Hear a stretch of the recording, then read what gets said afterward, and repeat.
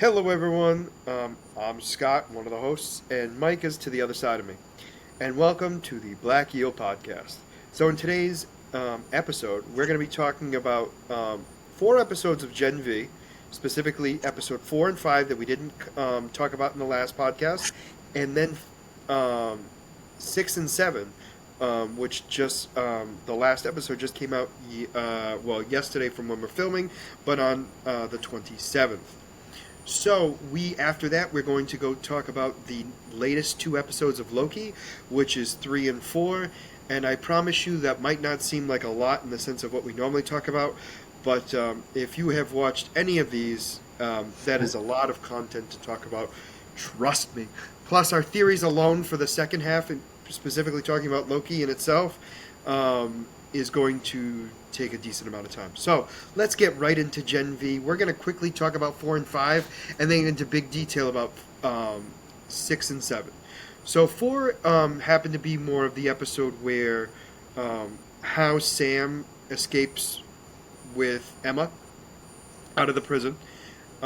We then have this bigger thing going on of trying to figure out now what's going to happen with the school. What are they trying to do? Oh my gosh, Sam is, going to kill everyone. All this Yeah. stuff going Oh, on.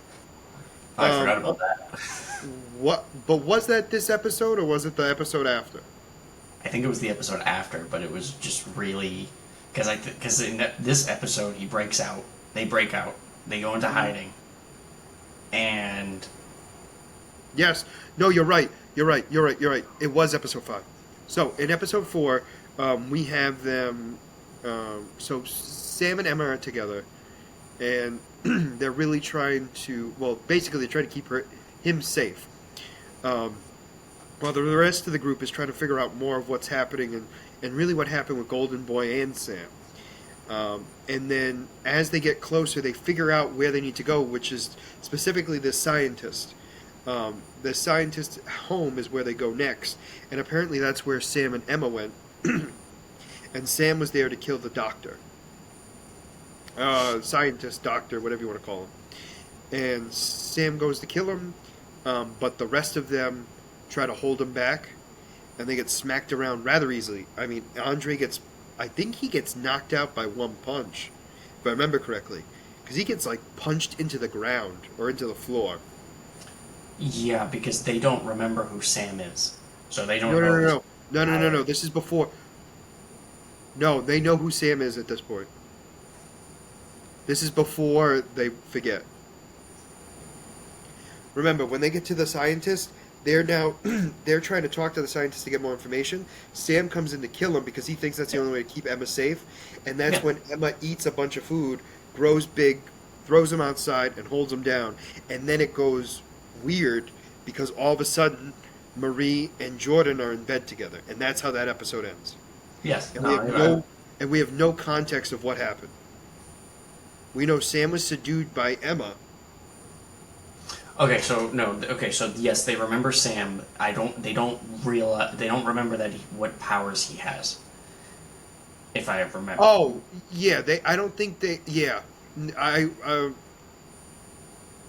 To be fair, I don't think they ever really knew his powers to begin with. Yeah.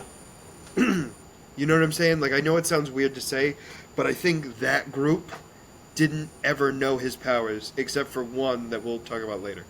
Hmm. Uh, and then the following episode, which was episode 5, literally spent the entire episode trying to figure out how they ended up where they were. So they woke up at this party at the end. It was a weekend bender, quite literally. And they're trying to figure out how they can't remember since Friday. And they Classic have college. no. Huh? Classic college.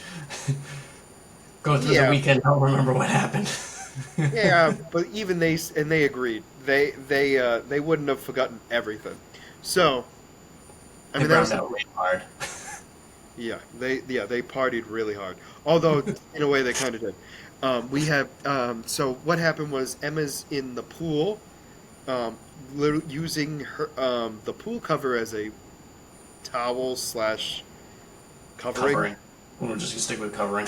and then we have Jordan and Marie in bed together, and then we have Kate and Andre in bed together, and none of them seem to remember what's going on. They have no recollection of what's been happening, and while they're all talking to each other, kind of separated, all trying to figure out what's going on, at one point Marie and Emma are talking separately in what looks like a breezeway.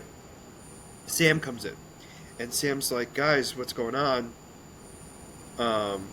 And they have no idea who he is. At this point in time, they don't know who he is. And Yep. he then realizes that they've been brainwashed and he's going to fix everything. Um, and no offense to him, he's not somebody who's going to fix a lot of anything. Oh, So, he'll fix things in his own special way. yeah, in a puppet way. So, um, that will be a little bit later, trust me. And it was a very intense scene.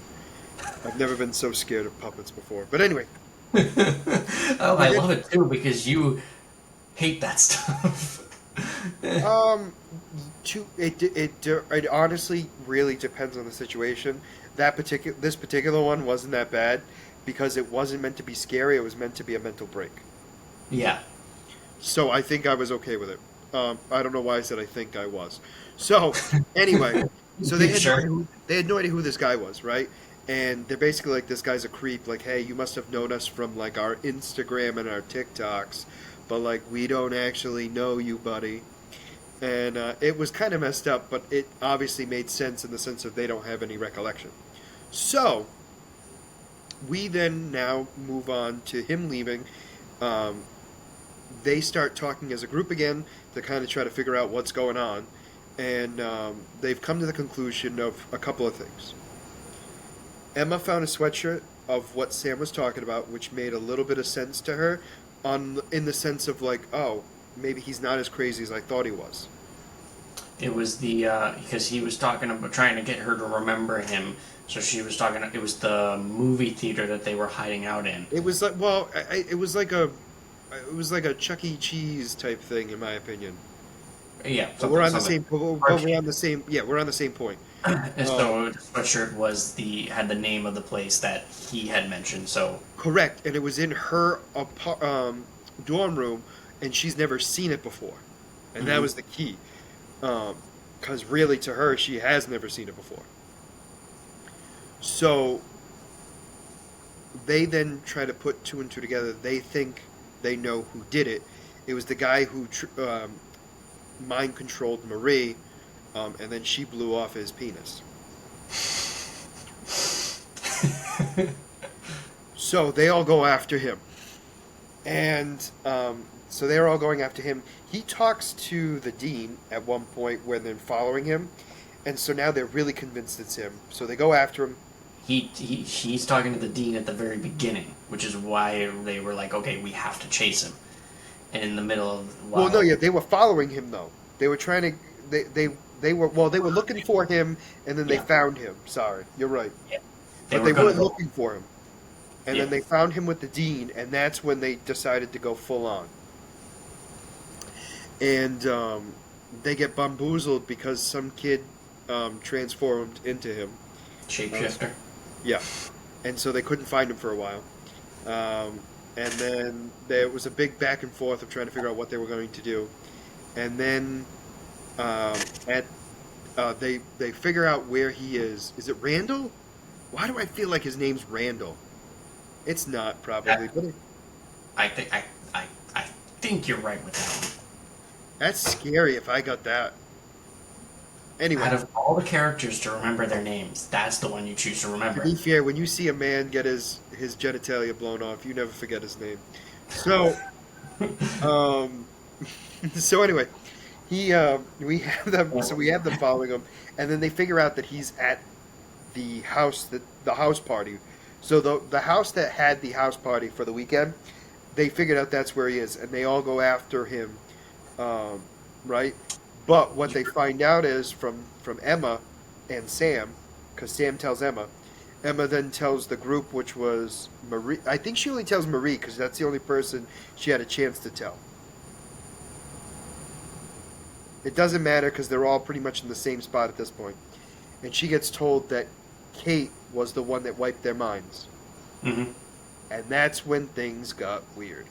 because it ends with the of them realizing that Kate mind wiped them, and that was a big reveal. That was a massive reveal at the time. I'm not gonna lie to you. I was shooketh. Oh yeah, no, I was shocked. It was like, whoa. I definitely if $1 million. Well, first off, I would have been wrong about this whole series to begin with, because I thought Golden Boy was going to play a bigger part. I thought Kate was just the lovable girlfriend, and I was wrong about both those things. I thought Brink was going to be a bigger part. Who? The professor, the one that Yeah, Golden no, Boy. I agree with you. Like all the people who died in the first two episodes, I was kind of like, oh, okay. They, I, they pull a good swerve. no, they. I mean, because I think the big thing was their marketing was to those two characters, Yep. or so it seemed, and so therefore, So, just before we move on, you were close. It's not Randall, it's Rufus. Rufus. Sorry, I know in 5 minutes we're both going to forget, but no, it's fine. It's Rufus. I'm going to keep the page open. Perfect. So, so anyway, so that's how that episode ends. So then the next episode, Sam tries to kill Kate. They stop him. They realize they don't want to kill her, but they can't trust her for obvious reasons. Sam gets all pissed off and leaves, and Emma goes with him. They go back to the broken arcade area. Oh, we forgot to mention in the episode before, Sam was hiding, and Vought went after him, and he had a psychotic break and saw them all as puppets and ripped them apart. And when he came back to reality, all we saw were a bunch of Mangled bodies. men ripped literally to pieces. Yeah. And there's no other way to describe it. So, other than- do you think that he sees them as puppets as because of the mental breakdown, or do you think that's just how he sees the world, just because of how messed up he is? So here's the thing that sucks, right? So it's tough because we know very little about him. Mm-hmm. So like we can agree that the people's powers at this place are not fully.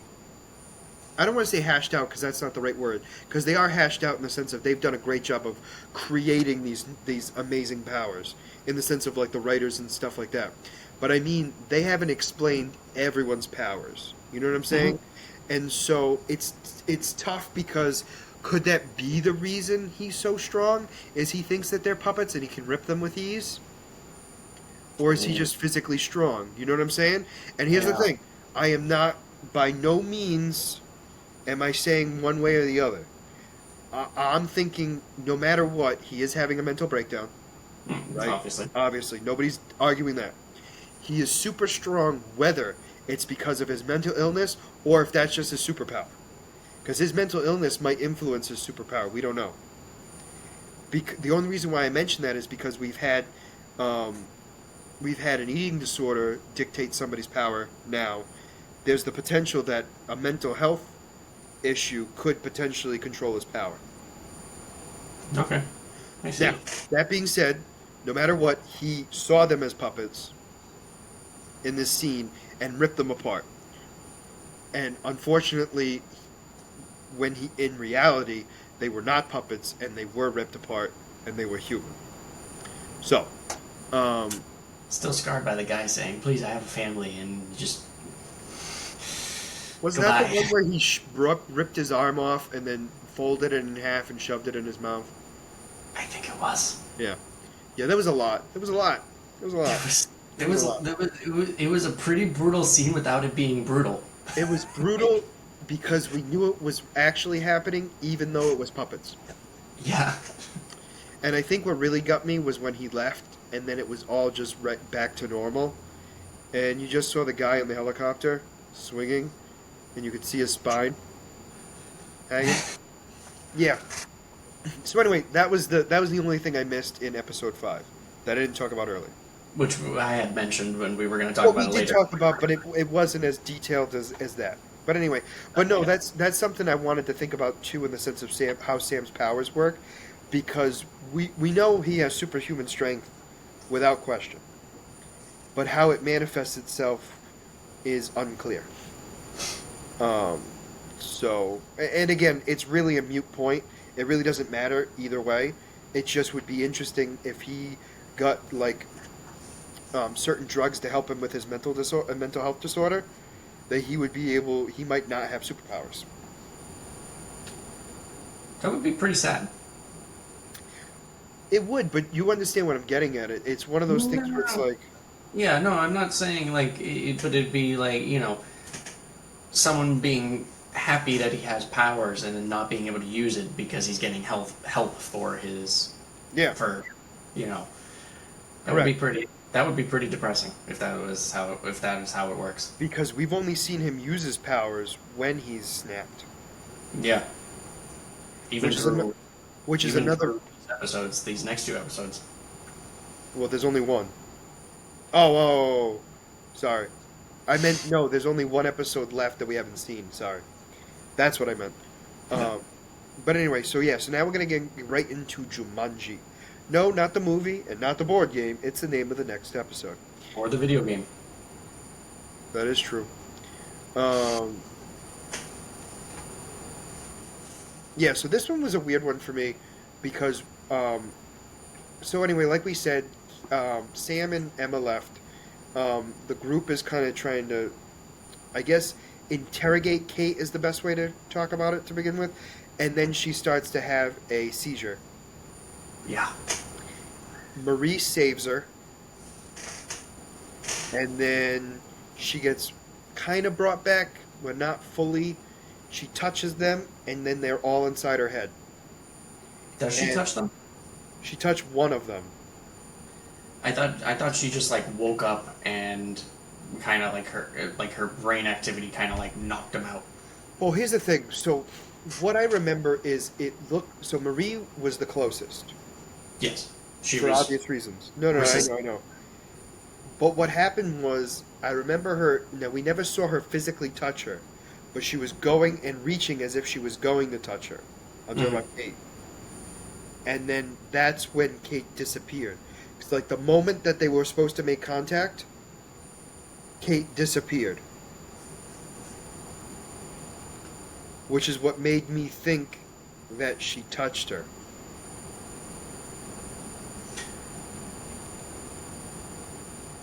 Didn't she, when she was resuscitating her, like when she was going to do whatever her blood work or whatever, she sat up, and that's when they all vanished. Like that's when she vanished, and they all.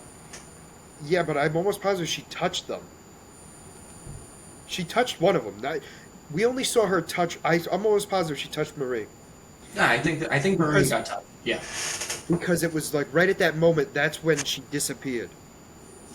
yeah, Oh yeah, she no, no, sat no. up. I think because Yeah, they put her on the couch. yeah. They put her on the couch to kind of like because she Because was resting or whatever. she had stabilized. Marie had saved her. They put her on the couch. That's when she got up, right? And And they they were were, kind of, and yeah, that's when, they were like, oh, is she gonna wake up? I don't know what's going on. And then Andre was like, I hope she doesn't wake up because then I'm gonna forgive her. And as soon as they started having that conversation, she sits up, and then that's when everything kind of like really so shits the bed. there were four people that got put into Kate's mind. It was Marie, Jordan, Andre, and the owner of the house, whose superpower is he is always looking like a 14, 15-year-old. He's a teenager, Yeah, he's the kid. even though he's in his 30s. Yeah. Yeah. Anyway, yeah, don't ask any questions about that. I, was it wasn't he the shapeshifter? No. No, Oh he's no. not the shapeshifter. No, he literally does not age. Oh okay. I thought he was the shapeshifter and just chose No, to stay. no, he's the one. He's the dropout. He doesn't go to school anymore. Oh okay. All right. So anyway, so they have to go through all of Kate's memories, which were really, really messed up. We got to see what she did to her brother. We got to see how her family, her specifically her mother, treated her, which was horrendous. They locked her in a steel room and made her wear mittens so she could never touch anybody. Then we had the dean of the school, although at the time I don't think she was the dean yet. I think she No, was at the just a time, no. psychologist. Yeah, no, she was not the dean at that point. No, what? No, she was not the dean at that point. But anyway, so she goes in and talks to Kate, and she's Shall. very much talking about like exactly what's going on in the sense of like I'm not scared of your powers. I know you read people's minds. I'm going to give you these pills to help you. So she agrees to work with her. So then we get to the next scene, and it is where her and Golden Boy first meet. And that's when things get a little weird because we're not just seeing what's happening in their own heads. In her own head, we're now seeing what's the thoughts of everyone else. So we're kind of, Mike, are you fully back yet? There you are. Kind of, sort Yeah, of. you kind of. So anyway, you I'll kind of keep froze going. too. So the next scene is Golden Boy and Kate first meeting, and then on the screen it shows Andre um, hooking up with Kate before anything else was going on. And while that's all going on, we then find out that he'd been cheating. She had been cheating on Golden Boy with Andre for a bit, even while he was still alive, and he was not under her control whatsoever. So that was a big thing. So then we then move on to the next area, which was Jordan's memory, where we first find Golden Boy ready to kill the professor. And that's when Right. Jordan stepped in and used the mask to nullify him and knocked him out. And we got to see the two Jordans fight with each other, which I thought was kind of. Now, they did not physically fight, but emotionally, they did hurt each other a lot. But it was definitely not pleasant. Um, they were all pissed off with each other because Andre, was a cheater, and Jordan just looked out for themselves and didn't care about Golden Boy. Well, then we walk into the next scene, which is in the woods, and that's when they show Sam's blood getting put into Golden Boy to boost up his power. He freaks out. Kate comes in, makes him forget. It's a whole thing. Then we go to another door, which was to lead to where Kate was talking to the dean and discussing the fact that things aren't working. Golden Boy keeps remembering. It's messing with him. It's going to hurt him. He's remembering more and faster than before, and it's just not going well. And the dean's like, no, you'll keep doing it, and you'll keep doing a good job about it. And you're going to make all of them forget as well. And that's when they all run away from her. And, oh, I forgot to mention, sorry, the owner of the house got blown up by Golden Boy in the two visions before. So, we then keep going, and we get to Marie's door. They open up, and we get to see Marie's sister, who is calling her a monster and everything else. And that's when Marie tries to pretty much just go towards kind of helping as much as possible. And anyway, so as all that's happening, Marie is then, I don't want to say reapplying, but basically reliving her experience all over again. And as that's happening, she then comes back, and Kate's there in her bed, telling them that they can all leave now. And they're saying, no, you have to come with us. We're not going to go just one at a time. We're all going to go together. And so she agrees, and they all wake up.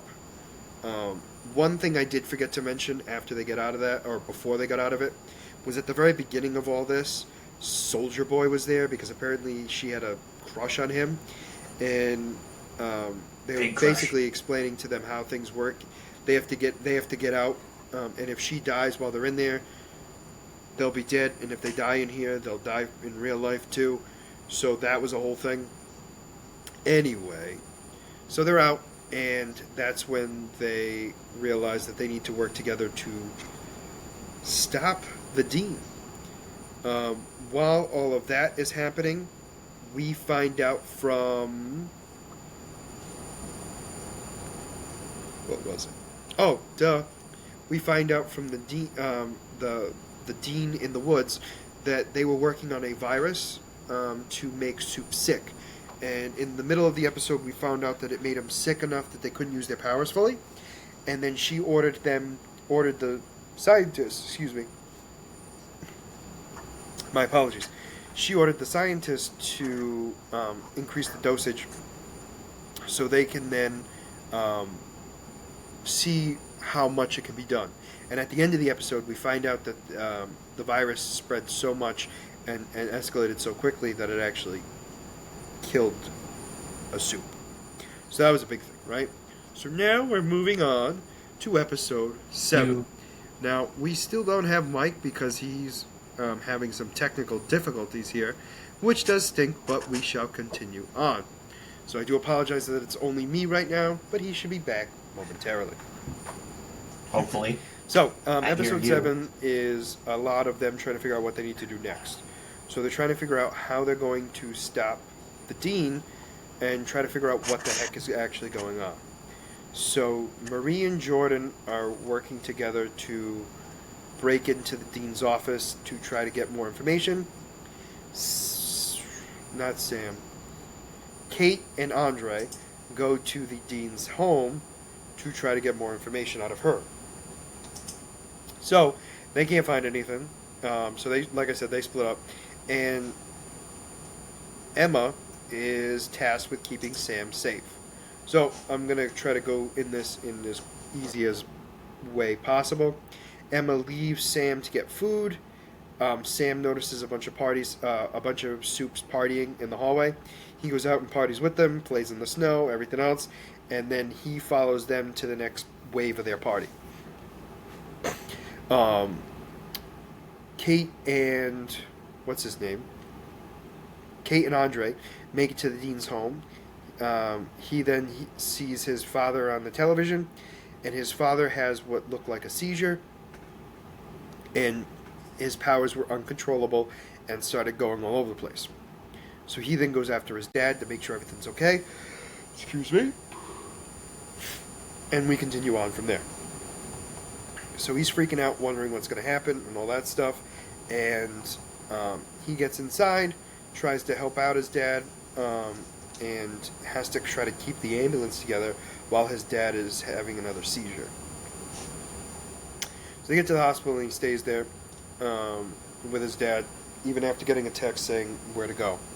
And he refuses to.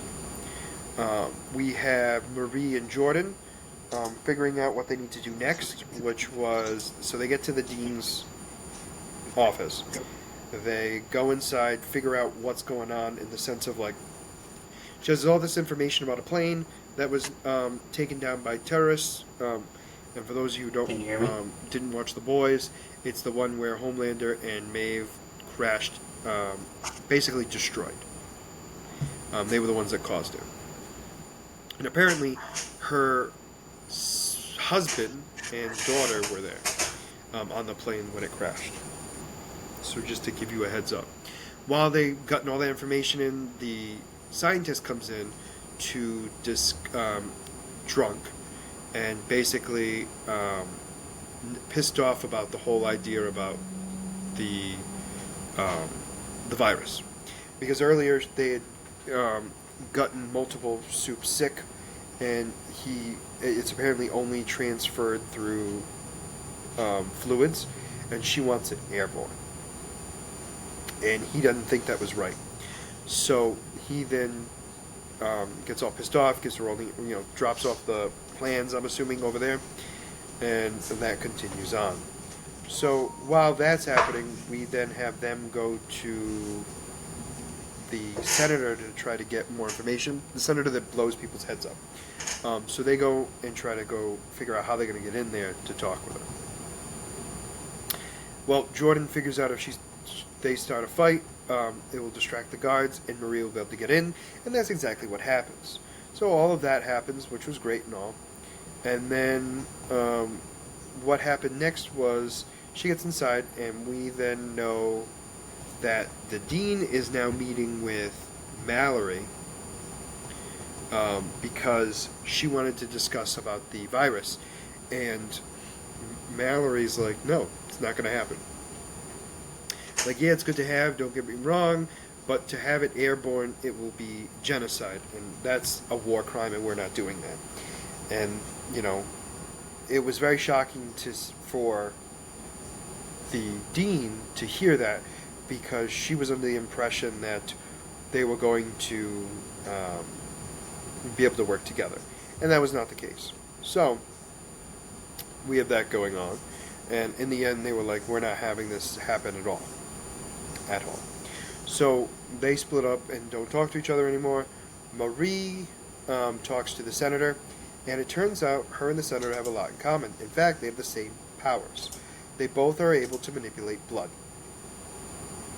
So all of that's happening. They have a great discussion, and she tells her about this virus and everything else, and the senator's like, "I'll take care of it from here." And she's like, "No, I'm not going to just sit idly by for this." And she's like, "Here's the thing. You have a chance to be a hero. The first black woman in the Seven would be the greatest thing for you." And, she's kind of on the fence about it and everything else, but she then ultimately agrees for now. So she leaves after getting a text saying that she has to go to the dean's house. Now, in the dean's home, Kate had met with the dean. They were talking, and then it kind of seems to have gone well, and then it fades to black until they all come back again. So what then happens is they start talking more and more, and they all come into the home except for Andre, and find out that the dean is there, and interesting.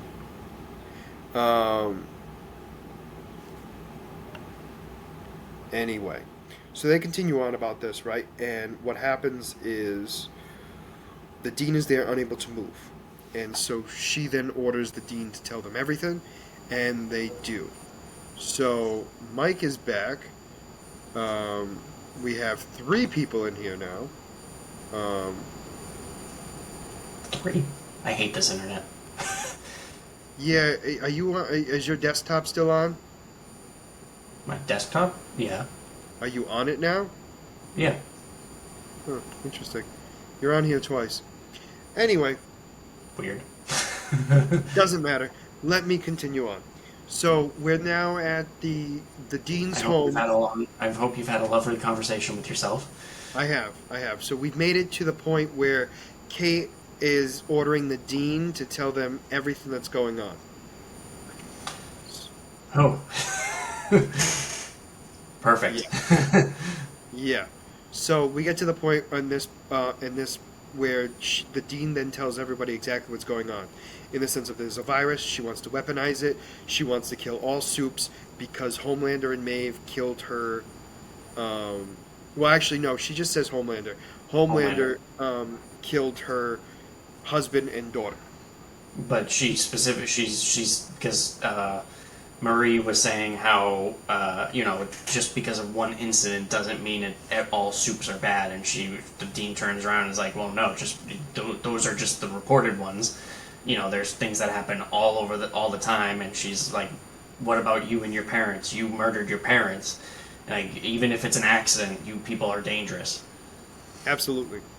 And then so they're then dealing with this whole situation, and the big thing here is she tells them the whole plan, and then Kate goes, "Now do what I told you to do," and that's when she takes the knife, slits her own throat.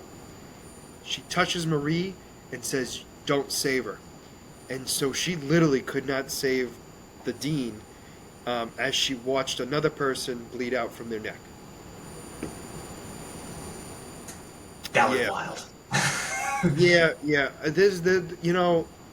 Every time I watch this, I'm like, okay, how can they shock me more? And it continues, and I give them credit because they do. Yeah.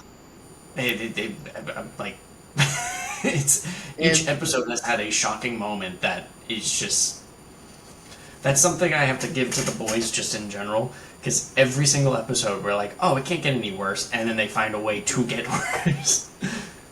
and if they don't get it Not worse in necessarily the sense worse, of being but bloody, they get it worse in the sense of story wise. And I don't mean yeah, like bad story. I mean they do such a great job with the story that it messes with you. So anyway, we yeah. then have we like I said, we have the dean dead, and now Kate is trying to gather the soups to take out all humans. And she gets Sam on her side, and the two of Sam is them all meet. for it. And so the episode ends with the idea that there's going to be a war between humans and soups.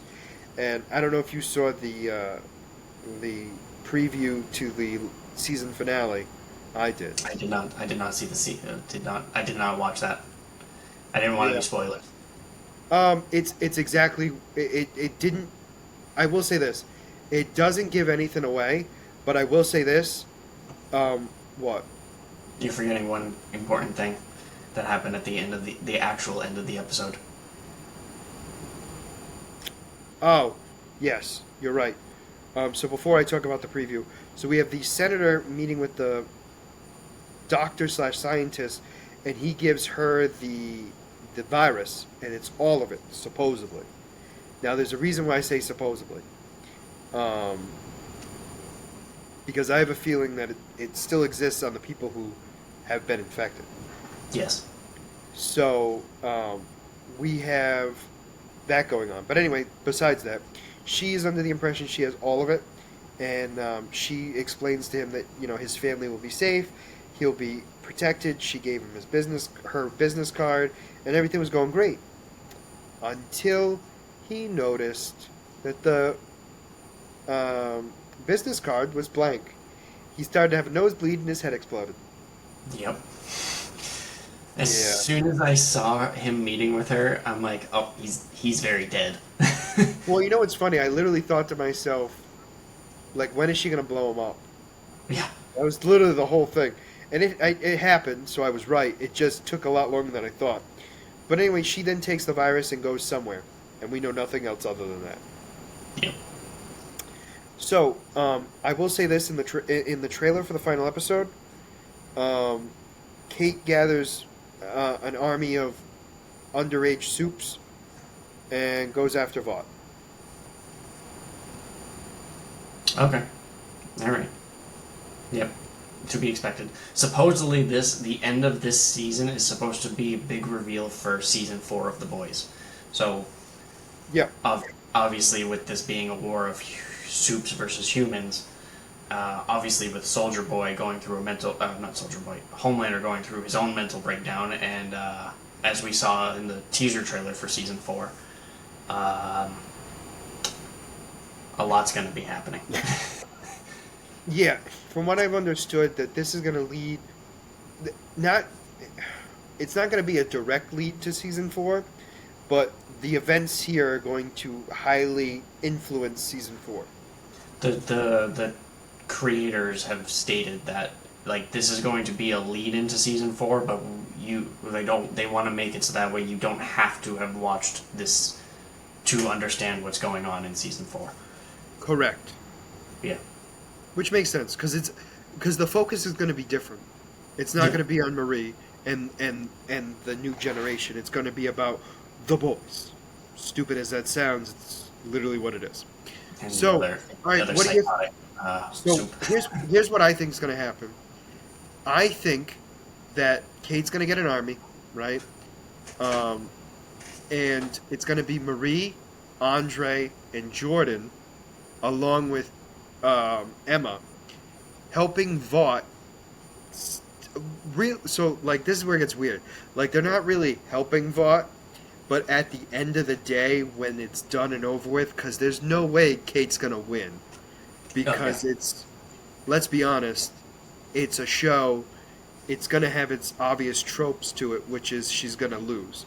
Whether or not she gets killed is a different story. I don't have that answer, but she's gonna lose. That being said, it's then gonna have Jordan, Andre, Kate, not Kate, Jordan, Andre, Marie, and Emma being the 4 up and coming heroes that save the day. So this isn't going to be the end. I don't think. So I don't think it. So season 4 is going to be the whatever you're going to be taking sides and whatnot. I do not think this is going to be the end because they've already greenlit a season 2. Oh, I So don't. Well, no. When I mean the end, I mean the end of the season. no. I know you're saying that Kate is going to lose. I don't think she's going to lose. I think this is going to be. I think she's going to. It's going to lead into unless the preview already shows something that's No, no, it doesn't. No. It actually doesn't. Here's what I'm thinking though. She loses, right? But her movement was created already. And Yeah. who's gonna run that movement? Is it going to be Sam? No, Homelander, Oh, which okay. would be the lead up to season 4. Okay. Yeah, I see that. And Okay. you wouldn't need to see Gen V because he was already leading that way in season 3 anyway. That's true. You're right. No, that And could then, work. I mean, I just that ooh, because it would be a perfect way of like showing that soups need to work together, and that like even if she gets killed or whatever, he would then be like, we need to work together as soups. We are superior, and that's perfect him. Let's be honest. Oh, absolutely. That would be so up on him. It's just whether or not he has the he cares enough. If it's like if see, so here's going to be the big question of whether or not he thinks this is going to be worth his time. Like, is he going to pause his life to care about what other soups are doing? Because don't forget, he's very much he only wants the good ones. So is he going to care about the college students? Here's my thing. I'm gonna go with a yes, only because it's the superior race. Regardless of how crappy some of their powers are, Mm-hmm. they are still soups. Yeah. They're still better than the normals. How does That it? thinking on it, they've got some in that school. They've got some very powerful soups. The ice guy. I mean, there's a bunch. They got master manipulators too. Like Yeah. not physically strong, but like their their abilities are incredible. Yeah. Oh yeah. I mean, what about the? I didn't realize that girl was regenerative. The Yeah, I one didn't that realize Jordan that. punched in the face. Yep. Yep. Yeah, That threw that me off because when she broke her jaw, I was like, "Oh, well, that escalated really quickly." And then obviously Jordan must have known her power, or else she wouldn't have punched. You know what I mean? Wait. So when I saw her punch and I saw her jaw was broken, and she's like not reacting, I was like, okay, she definitely doesn't feel that, and that her power is she's gonna fix her jaw, and like, she puts it back into place. I was like, oh, okay. Well, no, obviously, but what I'm getting at is, like, for a split second, you're like, "Oh, like, Oh she yeah, no, hit," no, no, yeah. and then all of a sudden you're like, "Oh, she knew." Obviously, that's why she Hmm. did it, and it was one of those things where it's like, "Oh, okay, that makes more sense now." But yeah, no, I'm definitely looking forward to the season finale of Gen V. It's so sad that it's already a season finale. Yes, but let's be honest, it definitely was a good show. Oh yeah, it was great. Oh no, And absolutely. I'm gonna have a very unpopular opinion. I think this season, even though it's only the first season, was better than all the boys. Really. Now I here's mean, my reason. you like that because it dives into the mental stability of these people. It, You love that. Now here's the thing. By no means do I not like the boys. You know Yeah. this. I want to Yeah. make it clear to everyone else. I'm not saying that the boys is bad. I'm saying that the boys, the creator of the boys, have made it better and better each time. And this is a continuation on the boys' story, even though it's not the boys itself. And Yeah. in fact, I think season 4 might be even better than everything else that we've seen so far. Just for It the has sheer to be. fact just for the sheer fact that it's getting better and better each time. Yeah. No, I like this. They're not rushing anything.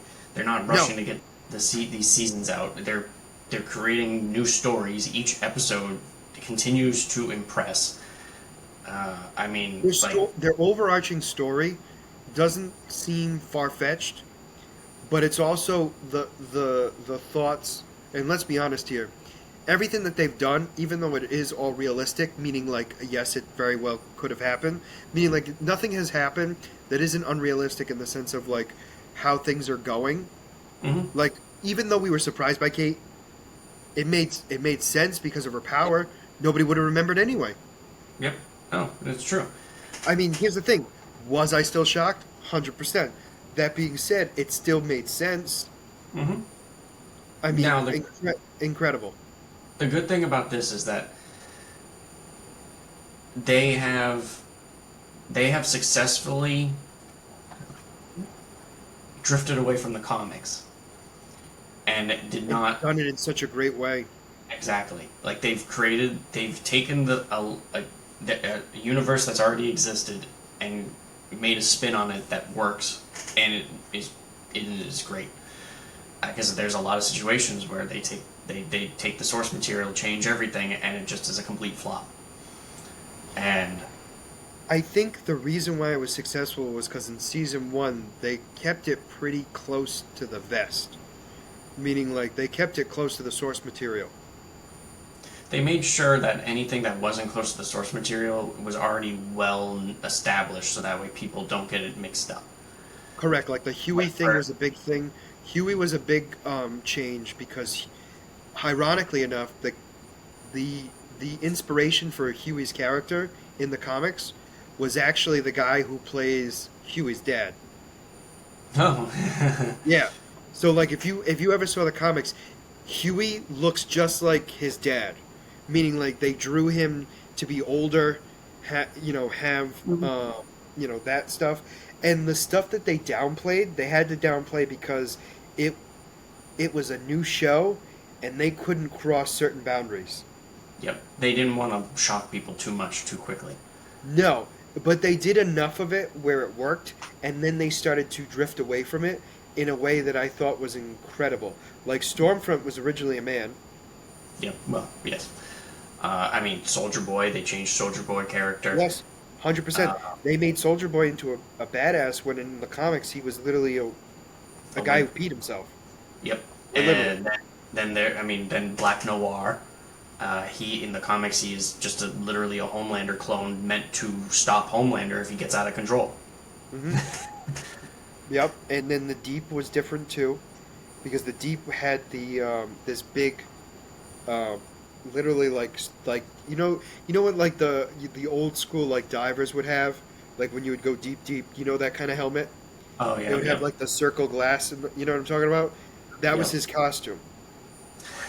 That wouldn't have worked. That would not have No, worked. but you get my point of making. Like minor, like a lot of this stuff was not like ridiculous changes. Like it Yep. worked for the better, and they did such a great job, and they continue to do a great job. Yeah. No, I'm. All right. This is the. This is the one show that I am consistently looking forward to each season coming out, and And I hope it continues in this way. yes, and they do not disappoint.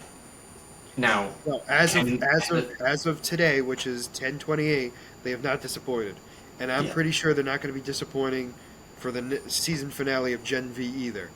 I'm not yeah. going to say anything about season 4 yet, only because we don't know much about it, but I doubt we're going to be disappointed. No, they've done a great job. I They've stepped trust up their them. game every time, Yeah. No, I, and I can't imagine them not doing it again. as long as they honestly, as long as they can continue to test their boundaries and are willing to push their boundaries, They, as long as they continue to walk that line. yeah, yeah. Like it can't get comic book level extreme, but it can get close. Yeah, I agree. I think the closest thing we got to like comic book level like Carnage was Homelander's like little break for a second in his mind where he like lasered the entire crowd. Now, granted, that didn't actually happen, but that was like the Mhm. closest thing we're going to get to that. And who knows? Maybe season 4 does it in a way that works. I don't know. We'll have to wait and see. But for right now, it's definitely going well. Anything else you want to add about Gen V before we move on to Loki? No, no. I mean, obviously, unfortunately, my internet decided to not work, so I missed all this conversation. So it is what it is. So I think at the moment, that's whatever you talked about is good. Yeah, I think for the most part, like I talked about Mallory and everything else, which was a shock to me, I will say. Um, I Mallory, was Mallory. remind me. Mallory. She's from the boys. She's the one that started the boys. She was the one that Oh, she was the one that met with the dean, yeah, yeah. and My she's bad. like, "We're not doing genocide." Yep, that's my bad. Yep. No, no, I, no, for, no, I, no, no, I, no. I forgot because of everything else that was going on. In fairness, I do agree with you, and yeah, that was a quick scene, and I was not super surprised by her answer, but I was surprised she didn't want the virus anyway. That being said, that does not mean she's not working with the senator. Yeah, I'm interested where that's going to lead So it's because. unclear. I will say this: they hinted that her and the senator are working together, although Mhm. not confirmed. I will 100% say that, but they alluded to it, which makes me question some things. But it would make more sense that they would want the virus in the state it's at now, where it only spreads through bodily fluids, than it being airborne for obvious reasons. Yeah, yeah. Obviously, at least if it's at They least can if it's control. that They can control they who they can give it to. exactly. It can hopefully.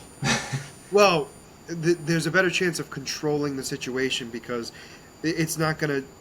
They'll have to spit or throw up or get their blood on another soup, Yes. and so it's not to say it won't spread, but it's not going to spread anywhere to the point of If airborne. it if it was airborne, it would be game over. Oh, it would already be game Yeah. over. But yeah, all right. So let's move on to Loki. So episode 4 and 5, no, 3 and 4. Yep. Well, to be fair, episode 4 was like the end of the season. Let's be honest, and we'll get Yeah. into that in a minute. Loki season 2 was a short season. Pretty much. Um, Blew my mind. So, episode 3 was them going into the past to find Victor Timely. I mean, that's basically what it was about. So, it, Yeah. it showed how the branch in the timeline happened, which was Renona Renslayer. I don't know why I hesitated on the name. Was told by Ravona. Miss Rivona Ravona.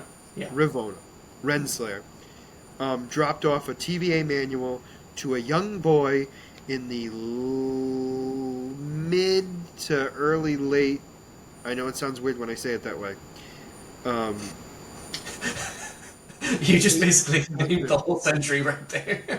It was Early like to 18. mid to It was late. 1863, I think, when she dropped off the manual, and then we went back to the same place in 1893 or whatever, Yeah.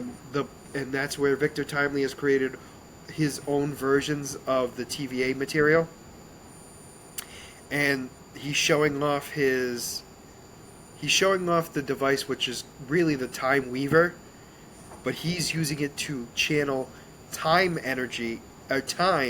into energy, Hmm. and he's also his personality is not what I was expecting, Yeah. Yeah. Yeah. but it worked. He was so. It was interesting because it was like a combination of being super confident. But fake confident. Yeah. But like super confident but humble. Like, Like he knew his limitations. Like he couldn't do certain things because of the time he was in. yeah. Yeah.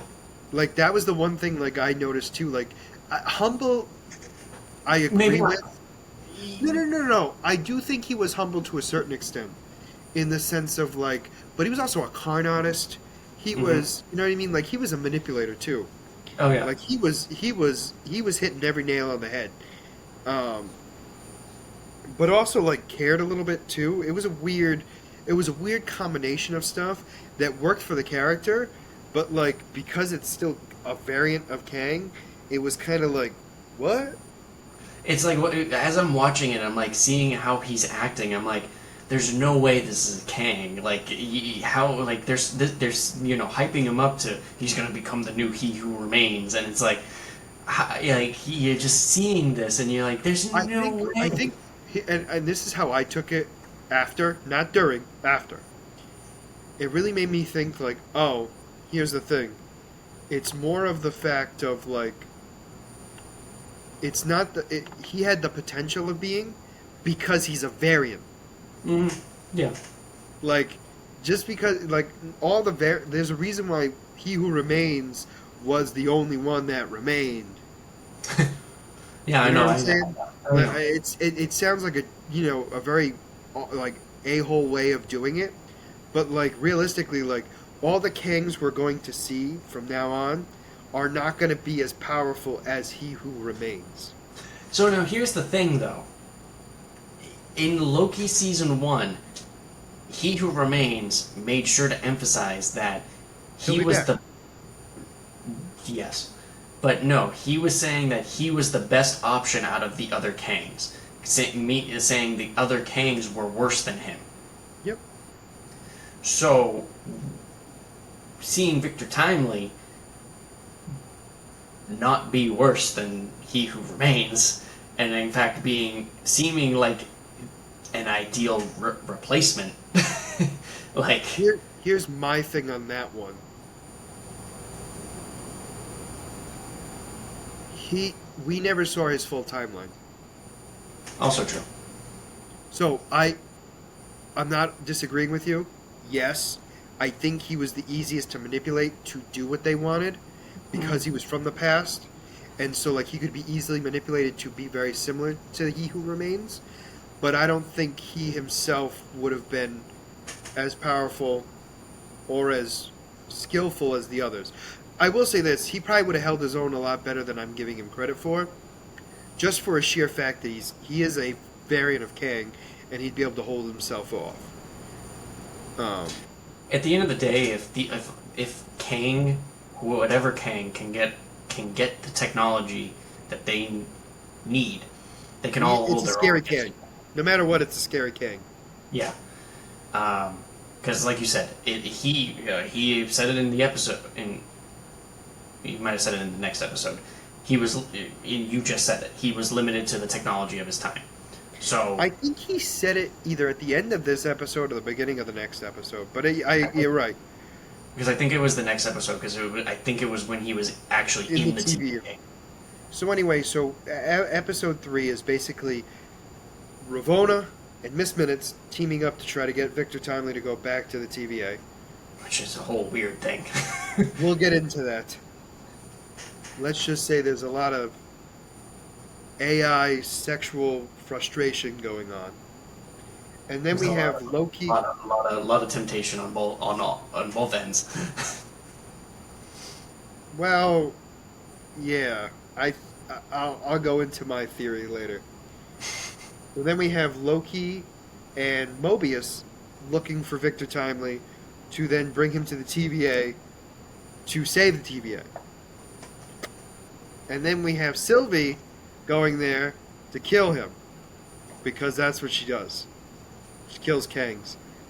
And Her thing now. hey, she was one.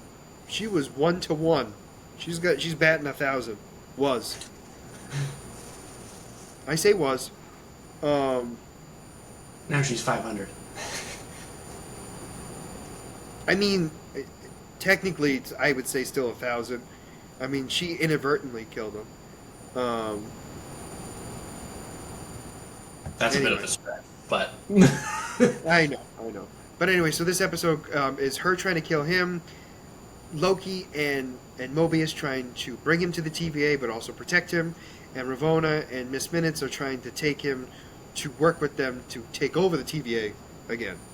And so he escapes because Loki and Sylvie both blast each other, and they send everyone flying, and then he escapes with Ravonna and Miss Minutes, and then it was a thing. Um, Ravonna and and Miss Minutes are trying to convince him to join with them, and he agrees, and he takes them to the lab, and that's when he and Miss Minutes team up together and throw her overboard. They're still on the boat. Yeah. Yeah. Yeah. Well, you said he took them to his lab. Oh yeah, sorry. They took him. He was taking them to his lab, and before they got there, he pushes her overboard, and gets her into the water, in a lifeboat, I guess you would say. Yeah. And Lifeboat. so he brings Miss Minutes to his lab, and she's like, "You're so smart and handsome," and then she very much wanted to. So we learned how she existed. So when he was in the location of the time, the area where time doesn't exist. It's where He Who Remained lived. Yeah. Yeah. Apparently, he created Miss Minutes to entertain himself, and not in the way that apparently she thought. To play chess with him, so he would get her to become more of a sentient being, so she could increase her intelligence, so he would have a challenge for all of eternity, or for all of time. All of time. We'll just go. Stick with the theme. It's weird because it was outside of time, so like that's why. But like, no matter what you say, it always insinuates that time existed. So like, for all of his existence, I don't know. For as long as he wanted. Yeah, yeah. It's a weird thing. So anyway, she's always loved him and wanted a body, but he never gave her one. And so then, like, she starts to really freak him out, and Victor Timely shuts her down, literally and figuratively. Thank you. Yep. He then is gathering his stuff, and that's when Loki and Mobius come in, and then Sylvie comes in, and then Ravonna comes in, and it's a standoff like you wouldn't believe. And so Sylvie goes to kill Victor, and she can't do it. He manages to convince her that he is not worth killing. Well, he used the V word, and let's be honest, the V word was very strong here. Yeah, It was a hard V. Yep, Hard very V. tore at her emotionally. Actually, no, it was a hard T. Let's be honest, very int. And yeah, so she realized that just because he's a variant of him doesn't mean he's as bad as him. Yep. And I think she realized that because she's technically a variant of Loki, and she really isn't anything like Loki. No, she might be Mischievous at best, but like realistically, she's not Loki. and She's Sylvie. Let's be honest, she's just Sylvie. And let's in actuality, like she's not a Loki because she doesn't really lose. Oh, you're cutting out again. Oh God. Oh my God. Am I still here? Can you hear me, or am I gone? You're on and off, but I'm hearing you now. Oh, this is annoying. It's getting better. Oh, yeah. All right. Well, let's move on before I get pissed off. So anyway, yeah, you're already there. So we then have, so she doesn't kill him. She then gets him into the TVA, and she goes to deal with Ravonna. She then, Loki, Victor, and Mobius go through the time portal. I thought there was going to be an actual fight between her and Renslayer. It wasn't. She just kicked her through a portal and sent her and Miss Minutes to the time area where time doesn't exist anymore. The end and of time. that's when the end of time. Thank you. Yes. And that's when Miss Minutes comes out, realizes what's been going on, and explains to her that they're going to have to team up together to get the TVA back, and that she will tell Ravonna all of his secrets, including the one that he didn't want her to know. And that was how the episode ended. No, that was a great episode. So then we move on to know, episode 5. Yeah, no, I mean, when that aired, that was a great episode, and it made, a lot of twists and turns. Yes, yes. And then episode 5 really messed with me. I mean, not episode 5, sorry, episode 4. Um, episode 4 really messed with me because the whole idea is they needed to fix the TVA. The Time Weaver was under such destruction that it was going to implode. Obi and Victor Timely helped create a Time Weaver that was going to sustain the timeline. And while that was going on, B-15 was trying to convince the judge that was against them originally to team up together to protect the TVA against Renslayer. And they were kind of against it in the cell and kind of being like, no, we don't want to deal with this. And what happens next is, well, Ravonna and Miss Minutes make it into the TVA and go into the cell. And the only person that wants to team up with Ravonna is Brad. And Miss Minutes then shrinks all of the others with the device that was used in episode 2. Episode 2, yep. Yeah, in episode 2. I don't know. And Was it? yeah, No, yeah. episode 2. Yeah. Yep. Yeah, because the second episode was where they found Brad. Yep. Yeah, episode 2 was So Brad. they shrink them down into a puddle of mush. Yeah, and so they push. She crushes them into literal mush, and Brad and Ravonna and Miss Minutes all team up together to take down the TVA. So they get Victor Timely while he's going to get hot cocoa, and he then Brad brings him to Ravonna and Miss Minutes, which That was was a so reunion sad. he did not want. It was so sad. The security sad? guard had the security guard had or not the security guard the agent had it seemed like had hot cocoa for the first time, and he was so happy, and then he got pruned.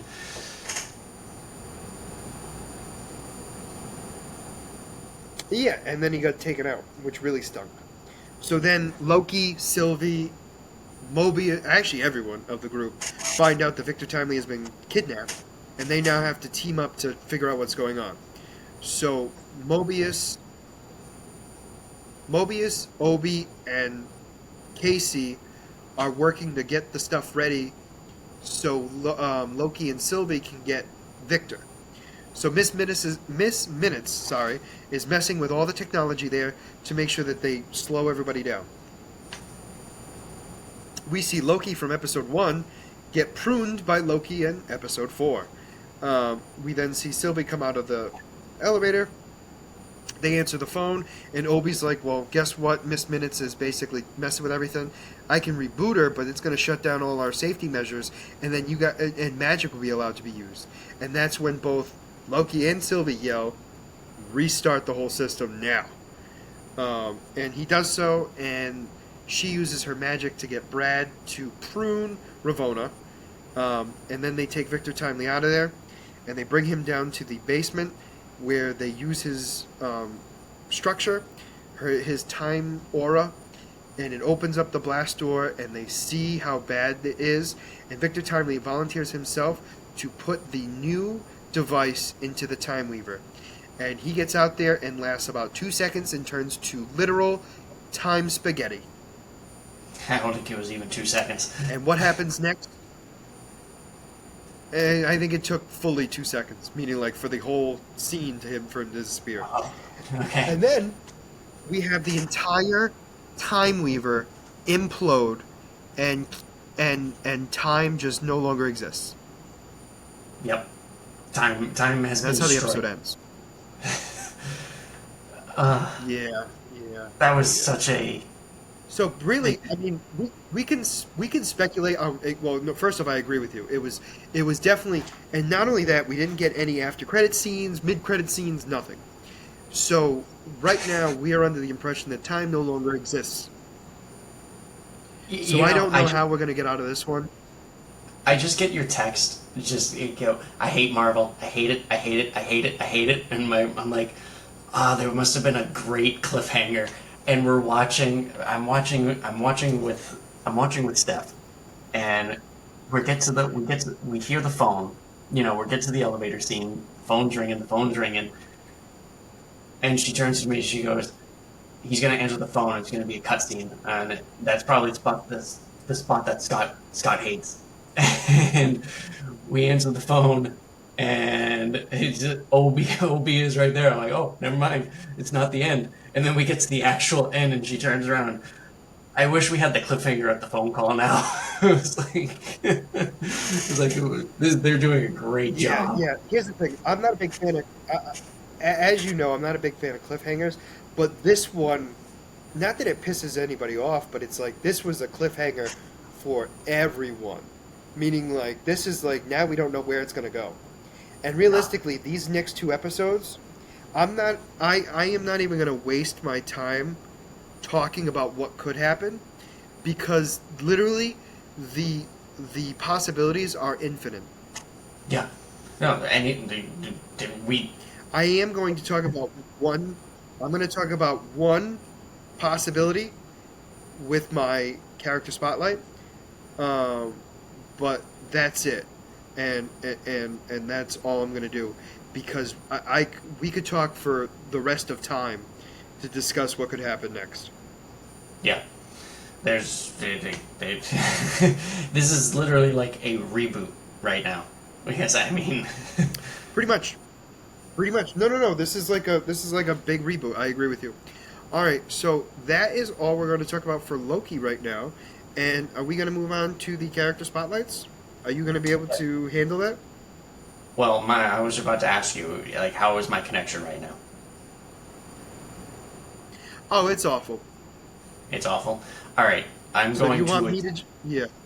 I'm going. What I'm going to do is I'm going to attempt to join the studio on my phone. I'm going to try to finish the podcast on my phone, and so I just want Okay. to. I'm joining right now to see. All right. So what I'll do is I'll talk about. Um, I'm gonna do my character spotlight first. Then it would make more sense for that while we're getting you set up. Okay. So as always, we're going to end the podcast with a character spotlight from Marvel, from myself, and a character spotlight from Mike, um, who is going to be doing a DC character. So, who's Can you hear mine me? going to be about? Why, it's none other than Nathaniel Richards. Now, I know what you're thinking. Well, Nathaniel Richards has been around forever. I mean, everyone knows who that is. That's obviously Kang the Conqueror. So why would I be doing a character spotlight on him again when we already know Kang? Well, this is a version of Kang that we don't talk about at all. It is actually called Baby Kang. Not an exaggeration.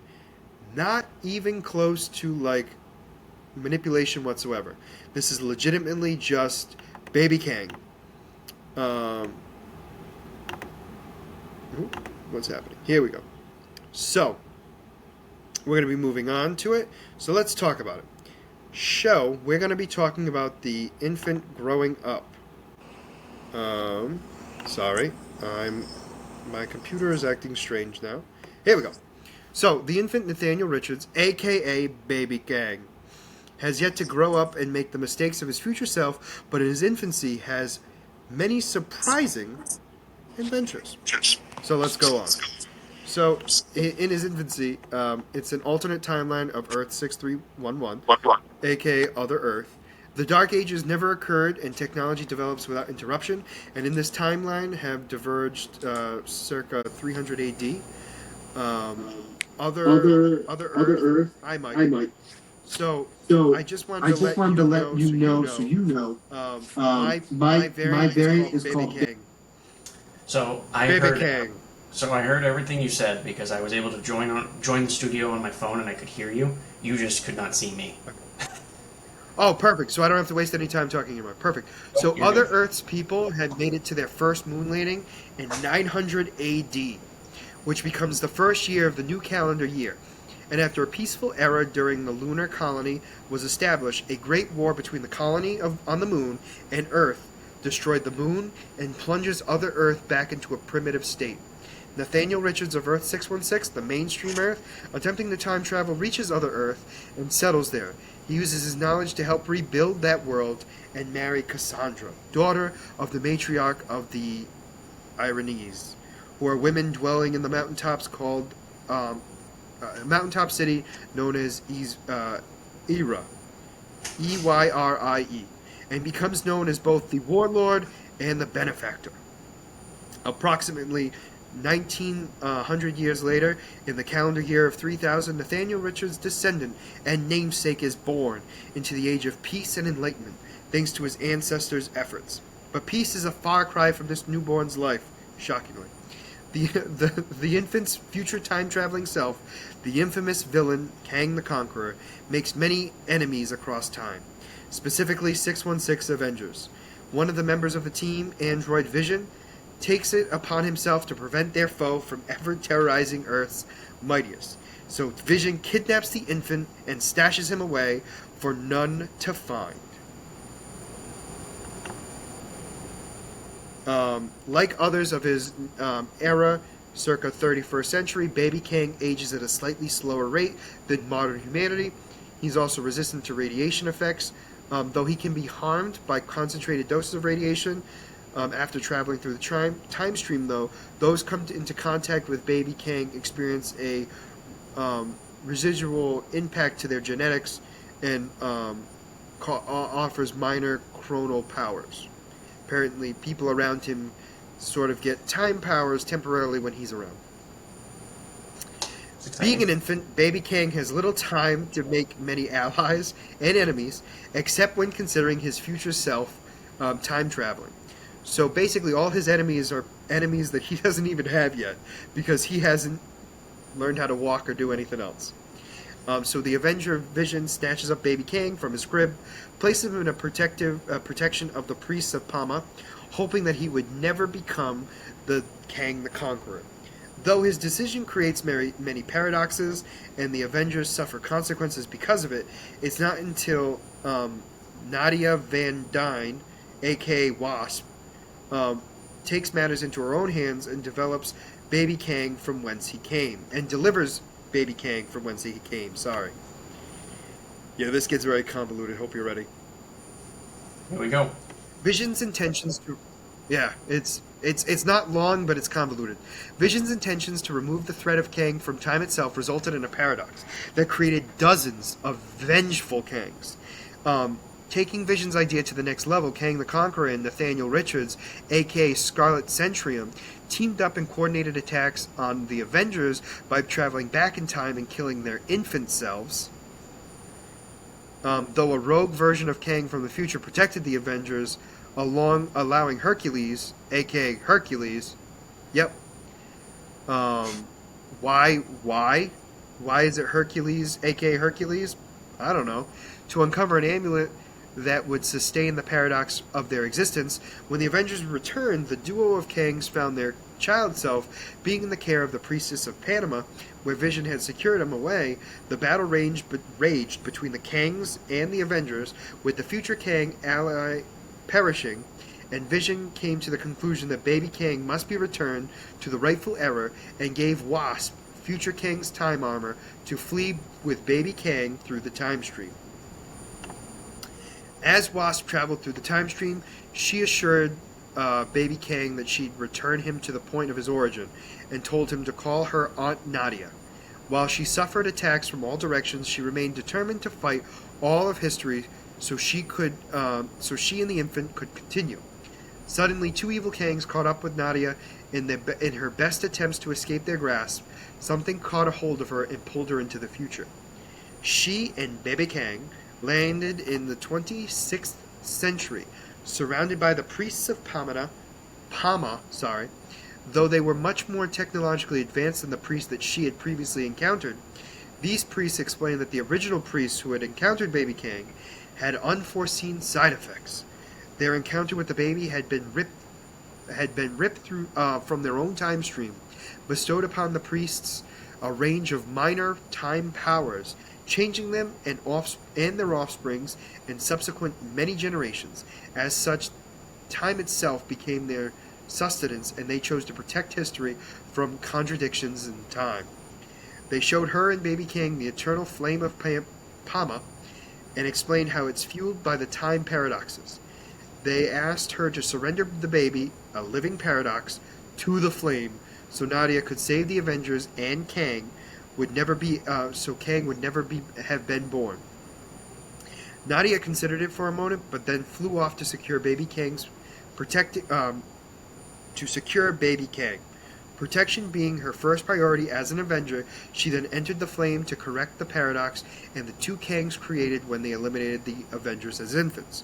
Returning with the Avengers to the priests, the two Paradox Kings found them, but they were eaten by priests of Pama, and the Avengers with Baby Kang in hand escaped and returned to the moment just before Vision stole Baby Kang from his crib in the year 3000, and Nadia returned to him safely of his home and time. That hurt my head. Yeah.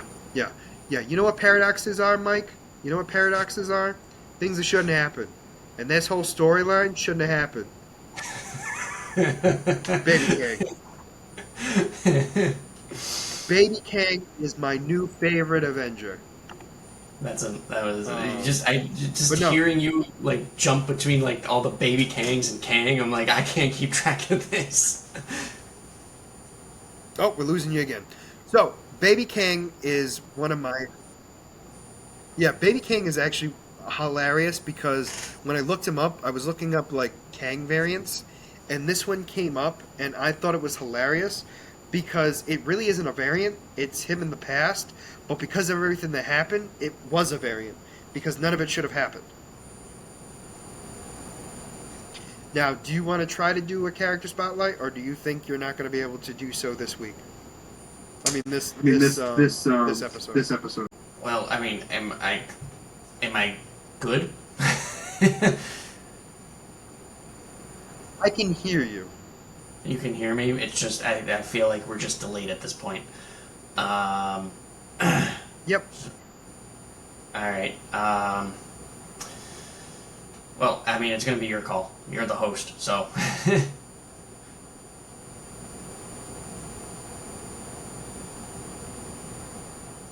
Whenever you're ready.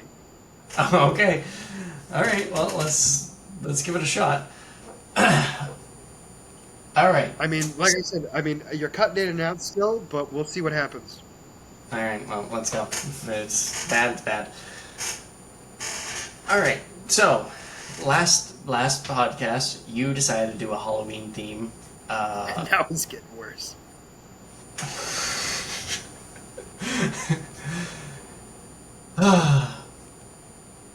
Let me try to leave and rejoin. I think... Yeah. So anyway, we're going to try one more time, and if it doesn't work out, no big deal. It's not the end of the world. But definitely, Baby Kang could potentially be a storyline that is introduced inside of Loki for the next 2 episodes, so we have a better idea of where the future is going to be. But we shall see what happens. Because in itself is a paradox. Because what would happen then is time not existing, and then because of Kang, but Kang needs to exist for time not to exist. So there you go. That's a paradox in itself. Try your best. Okay, let me know if I need to stop. All right, so last podcast you did a Halloween theme spotlight. So this time I decided to follow you and do a Halloween theme kind of spotlight as well. So, what do you consider a prominent horror Halloween theme monster in today's day and age? Like when you think of, well, like when you think of like the top 3 Halloween monsters, just in general. Vampire, werewolf, zombies. Okay. Now, how do you think zombies work in the DC universe?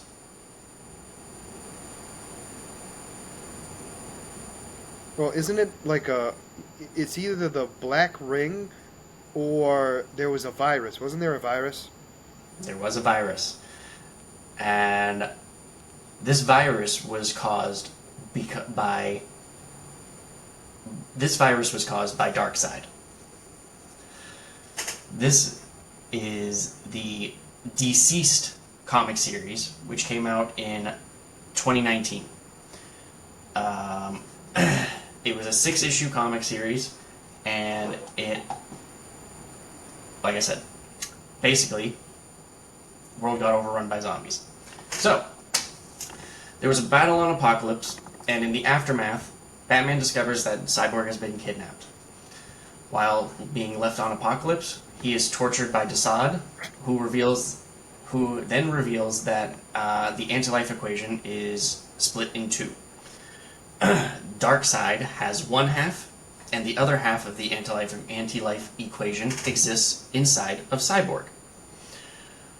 So, Darkseid summons the Black Racer, who is the god, basically is the new god of death.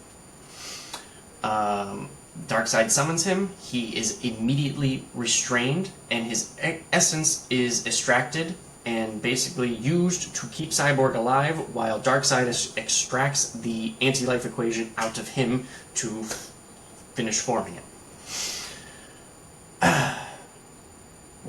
So, once it is extracted, Darkseid merges it, and when he merges it, it becomes corrupted, and it manifests itself into a techno-organic virus, which immediately infects Darkseid, causing him to go on a psychotic rampage. He immediately kills Black Racer, and he jumps into the core of Apokolips. Desaad attempts to stop the spread of the virus by basically sending Cyborg back to Earth, because he thought that by removing Cyborg, the virus would stop. That did not happen. Darkseid was still going through in a psychotic rampage, and he decided to full send his Omega beams, and when he did that, he blew up Apokolips. Now, Cyborg eventually arrives to Earth. He arrives in Metropolis, and as he arrives, he basically comes back to life. And once he wakes up, the virus also wakes up, and it spreads into the internet. While exploring the internet, it infects millions of people because this virus visually transports from person to person. So anyone who looks at any form of screen becomes infected. They become the zombies. So while the virus is spreading, Superman is off somewhere talking to Big Barda and Mr. Miracle, and while talking, he hears all of this corruption going on. He hears everyone becoming infected and going on these zombie-esque rampages. He learns how it is spreading from hearing it, so what he does is he immediately flies to Metropolis, saves his wife, Lois Lane, and his son, Jonathan Kent, who is Superboy, and Damian Wayne, who is Robin. He goes to his apartment, saves them, he gets there, he sees that they are watching television, and he basically destroys all technology in the apartment, so that way they do not get infected. Meanwhile, Batman is watching everything unfold from the Batcave. He quickly realizes what's going on. He shuts down the Bat system and basically kind of reboots it so that way it cannot get infected. While doing that, he searches the mansion for Alfred and comes to find out that Alfred is being cornered by Nightwing and Tim Drake because they are already infected and they have already become zombies. Batman stops them, he restrains them, and allows Alfred to escape, but unfortunately, while restraining Nightwing and Tim Drake, he is bitten and becomes infected. Now, going somewhere else, Aquaman is also becomes infected. He gets overwhelmed by a swarm of infected that ended up getting to Atlantis, as well as the Joker and Green Lantern. Because now Green Lantern turns around and goes and fights Black Canary and Green Arrow, and Canary ends up killing Green Lantern in order to protect Green Arrow. Very confusing. Poison Ivy and Harley Quinn fight the Birds of Prey, who are also infected, and as all these survivors are coming to realize, they are trying to come together to find a safe location. So Superman decides that he's going to bring everyone to the Daily Planet. He clears out the Daily Planet because the Daily Planet becomes infected. He ends up clearing them out and reinforces it and makes that the safe haven. So they send out a distress beacon and tell all survivors who are able to come to the Daily Planet, and they will protect them there. Now, in the meantime, as everyone is making their way over, there is a Project Cadmus lab in Washington, D.C. Excuse me. Amanda Waller and Captain Atom and the Atom are inspecting a infected corpse. The Atom shrinks down and goes inside the corpse, and Amanda Waller and Captain Atom are waiting for him to reemerge to tell them how to stop this virus. The Atom never resurfaces, so they assume that he died. They send him off. Amanda Waller sends Captain Atom off to try to stop the spread and find a different way to stop the spread. Meanwhile, while he is leaving, all of a sudden he starts feeling his mental state collapse. Turns out, while in the infected corpse, the Atom got infected, and he snuck out and crawled into Captain Atom and was slowly infecting each of his cells, so he was slowly turning. When this is all going on, Superman hears Captain Atom starting to turn, so he goes and tries to stop Captain Atom. He grabs him, tries to bring him into space, so that way, when he finally goes nuclear, he is out of range of civilization. That's not the case. Captain Atom when he is corrupted, ends up going supernova. It obliterates every major city that is close to Washington, D.C., including the Daily Planet. So all survivors in the Daily Planet are assumed dead. But they were saved, because apparently the Green Lantern Corps showed up and protected the Daily Planet, so all survivors in Metropolis was destroyed, but the Daily Planet was spared. In the meantime, while Superman was trying to stop Captain Atom, he got infected. So now we have a zombified Superman. He tries to go to space to kill himself, so that way he doesn't get infected, but he doesn't get there fast enough, and like I said, he becomes infected. So he starts going on a rampage and infecting everybody, killing everybody. Their new plan is to get Wonder Woman and the Themyscirans the Amazonians, to use their magic to enchant a sword with some kryptonite, and hopefully use the magical kryptonite sword to kill Superman. That does not work. Superman overpowers Wonder Woman. She in turn gets infected, and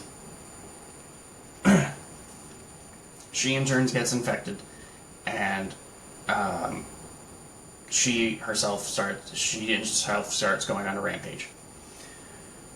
Superman, the survivors figure that the that the planet is lost, so they're just going to pull their resources and transport all survivors to another planet, so that way they can start anew and just leave Earth to die. Superman, like I said, is going on his rampage. My apologies. They decide to go to a different Earth because Superman realizes that he cannot win. Because, like I said, the Green Lantern Corps shows up, and they were able to defeat him. But so what happens is when Superman realizes that he cannot win, he flies into the sun and starts absorbing the sun. And the Green Lantern Corps says, once we can't stop him in the sun, we can't get him, you guys have to leave, and this solar system is just dead. So that is why that leads to that. So, like I said, we have an infected infected Wonder Woman who is going through and killing all survivors that she can get a hold of. Eventually, the last remaining few of the Justice League is able to subdue her. Cyborg ends up restraining her in the Lasso of Truth. Now, while in the Lasso of Truth, he asks her how to stop the virus. And when he does this, Wonder Woman does not talk. It is literally the virus that is speaking to him. And it tells him that the answer to the cure to the virus is inside of Cyborg. And it was inside him the entire time. So, Cyborg being in complete shock that he could have prevented this from the very beginning and had no idea that he could, ends up letting go of the Lasso of Truth. And when he lets go of the Lasso of Truth, Wonder Woman ends up recovering and decapitating him and ripping him to shreds. And this happens simultaneously as the survivors of Earth get away and start heading to their new home, which they end up calling Earth 2. And that is how that ends. Nice. Well, that is a great Halloween story for the ages. Yeah. Now, question: how bad was the connection? Horrible. But I did get most of it. There was only, I would say, there was only very little that we missed. It wasn't enough that ruined the story. It was enough to understand what was going on. So, for now, we are going to work on our connection issues for the next episode. But let us know what you guys thought about this episode in the comments below. Did you like it? Did you not? And why? And as always, actually, there's a couple things. If there's a character spotlight you'd like one of us to do, let us know in the comments below. And also, please like and subscribe below. Other than that, this is going to be Scott and Mike signing out. Have a great night.